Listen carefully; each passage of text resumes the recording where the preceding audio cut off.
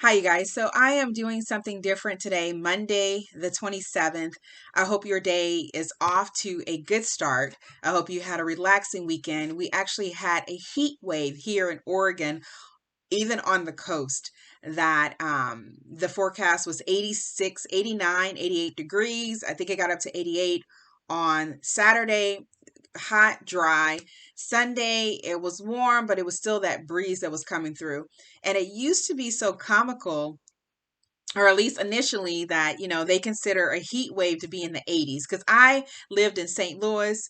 And what I would tell people about St. Louis is that the only difference in the summer, the only difference about day and night, summer in St. Louis, is that it's light and it's dark. My husband and I one time drove into St. Louis, actually to Illinois, to his old stomping grounds, and I could feel the humidity before even getting out of the car. As soon as my husband turned off the air, it was hot. And as soon as we stepped out, I feel like all the mosquitoes just said, okay, there they are, and they just kind of grab at us and start trying to suck our blood as we're running into his mother's home, her house. And so, but it's comical here about 88, 86 degrees, until you realize that there can be a forest fire, right? And then it's like, oh, we don't want to be that hot. And I really do like um, the idea that it doesn't get as warm, as hot here, as humid here, in the summer so far anyway. With last year, we had one day that was 100 degrees in the summer. And of course, as you know, we were at the beach, and we did get some beach time this weekend. But otherwise, I hope you had a great weekend. You had a restful weekend. You're ready for your week. You're ready for your life, because as my mother told us, time moves on. And so today, this Monday, I want to talk about relationship and principles that, I don't know if you guys, if you guys know, or if you remember, but my family and I, we picked up a dog, Zuko. We adopted a dog here in Oregon, brought him home on the 18th. Family, Kayla and Cam, they were excited about having a dog. Kayla begged me for weeks. Her cousin has a dog. One of her cousins has a dog. And she's like, Mom, I want a dog. And so my husband and I felt that they weren't ready. But as my mother often told us, that sometimes you have to experience it to understand it. And so we adopted the dog, and shortly after the adoption, I mean, within the first week, the dog was literally attacking Cameron, like beyond the dog seeing him as his as equal, right? And as soon as he just kind of lunging at him, nipping him, biting him, and just that was a red flag. And in me, and I just kind of I started searching online, Google, why is he lunging at my son? And what I found out is that, of course, they said there were a few reasons. One, to play. The other thing that hit me was trauma, that he could have had a traumatic event. And that stuck with me, kind of, okay, let's kind of, that stayed in the background. And so anytime that he would lunge at my son, I would say, no, stop, give him, try to show him the right way to do it. Sit, give him treats. I'm not big on treats, but I would occasionally give him something, a treat. My kids would actually give him a treat for doing well. And so he listened to me within the first week. And then surely in the second week, he started lunging at me. Like literally, I would take him outside in our front yard, and he would like turn around, and it was like a whole new dog, a whole new Zuko. Like he was like, okay, I'm ready. I'm ready to do this. I'm like ready to brawl. And I'm like, I'm not trying to fight you. I just want to bring you outside, let you poop and pee so you're not messing up our hardwood floors, right? And he was like he would literally kind of walk around like he forgot, and he would just come towards me. And he would do that to my son, and I'm just like, okay, something is not right. This isn't right. And because I've had a dog before, and I don't recall my dog ever doing that. And my dog was half pit bull, had pit bull in it. And Zuko is like mixed shepherd. We didn't have a lot of information on him. He was kind of like a second chance home or something like that. I'm not sure. We're not sure of his background. They weren't sure of his background, but mixed shepherd possibly. He was 8 weeks old, so right at the start of it. But all along, I'm thinking something happened to him that made him kind of flip. And it made me think about humans. It made me think about, I could see this nice dog, Zuko, wanting to be loved, wanting to be kissed, not kissed, licked, or wanting to kiss people, to lick people, just someone who wanted that affection. He loved my rubs, but rubbing his belly, and he loved us rubbing his belly and spending time with him. But there was another side of him that he was showing us. And now it makes me even think about my mom and how she described her relationship with her father. And Cameron got emotional today and talking about, because we took Zuko back. We were just like, something's not right.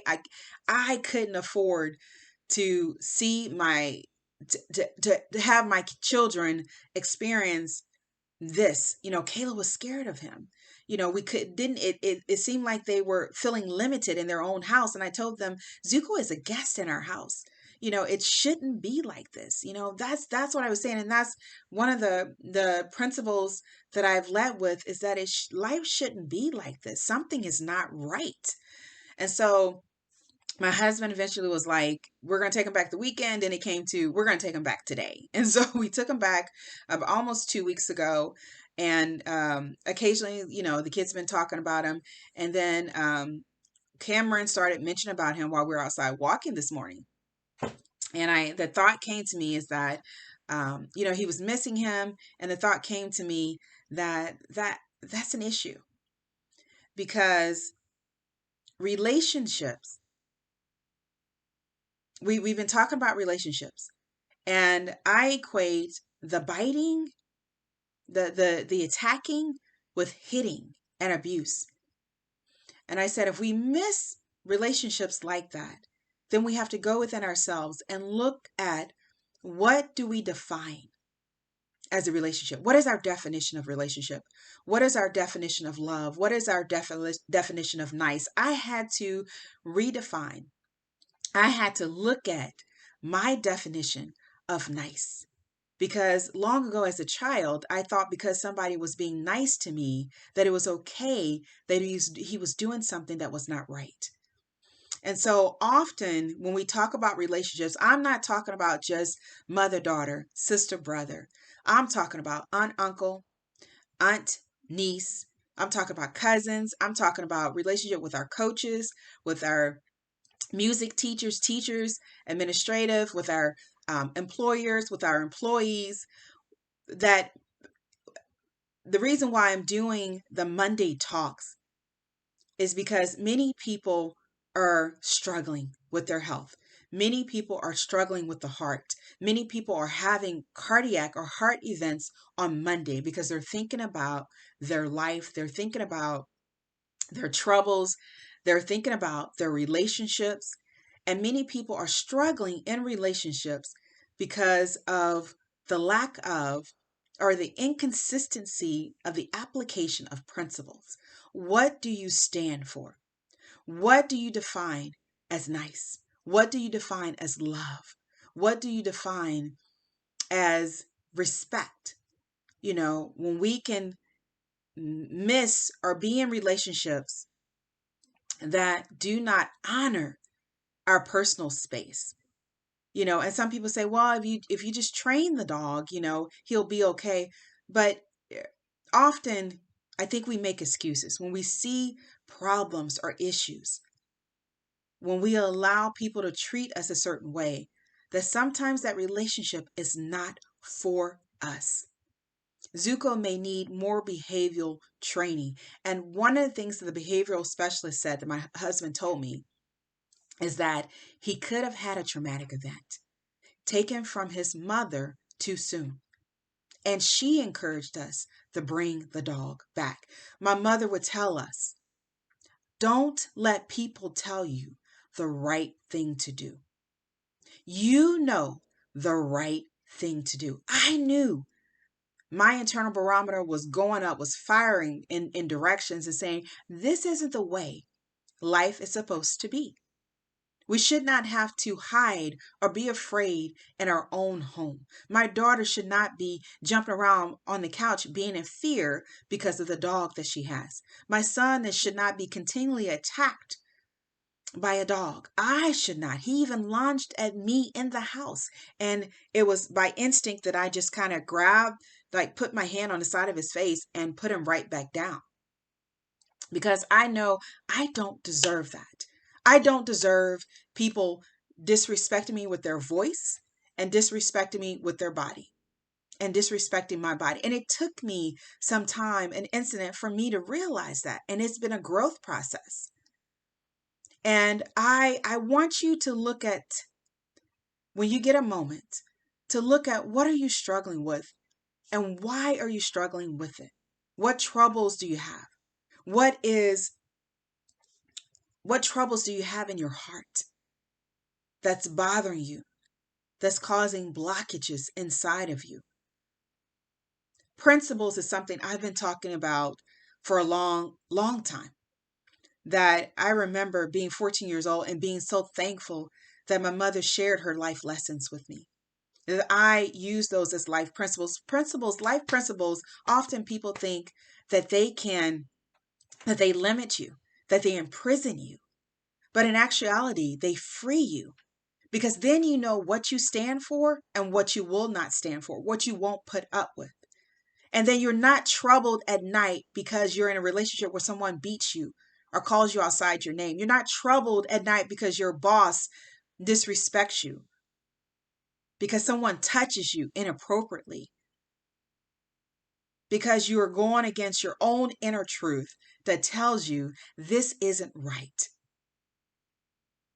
Principles in that not only give from the heart, but nip things in the bud.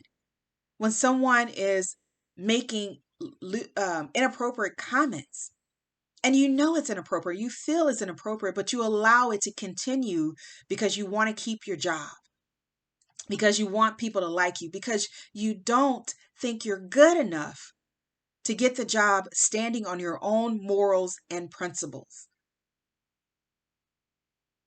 Many people are in all kinds of relationships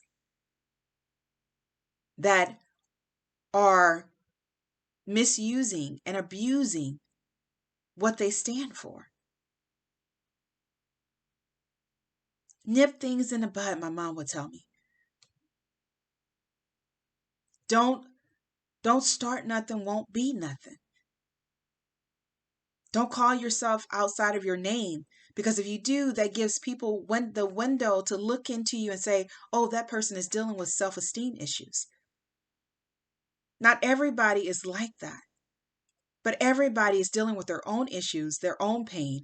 And unfortunately, some people who are hurting hurt others. They project their pain on other people. So when we're talking about heart issues, heart troubles, high blood pressure, what have you gotten? What have you let and gotten to you? What principles could you adapt and build your moral foundation with that will free you from unnecessary drama, that will free you from unnecessarily being diagnosed with chronic health conditions, high blood pressure, anxiety, depression? What boundaries have you allowed people to cross over because of the principles that you don't have instituted in your life, in your moral foundation? We can trust people until they give us reason not to. We can be in relationships until they cross those boundaries. And if they're not willing to accept our boundaries, we talk about boundaries, but it's more about what principles have you set for yourself and that you continually to reinforce on a day-to-day basis. Because often people will do to you what they see you doing to yourself. what you are allowing other people to do. It's more than just fulfilling your purpose, right? It's more than just that quick, I'm going to make some money, I'm going to be wealthy, I'm going to do my work, what excites me. We're talking about fulfilling your purpose from the inside out, where you have this strong moral foundation that will weather the storms that come with fulfilling your purpose. Because you can get there, but will you be able to sustain your lifestyle, the fruits of your labor, fulfilling your divine purpose? Will you be able to sustain it? And remember, you've heard it before. Whatever, if you don't stand for something, you're more apt to fall for anything, for many things. So, character is so important to fulfilling your purpose.